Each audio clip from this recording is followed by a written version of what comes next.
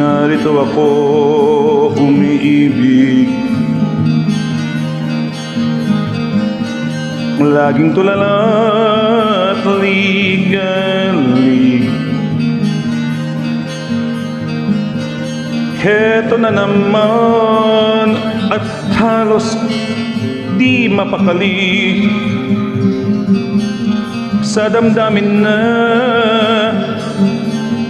pinakamimitihin. Narito ako na lagi nang nakatingin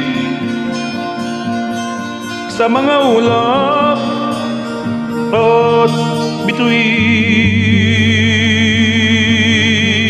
Narito ako umaawit ng mga kundimang kay tamis.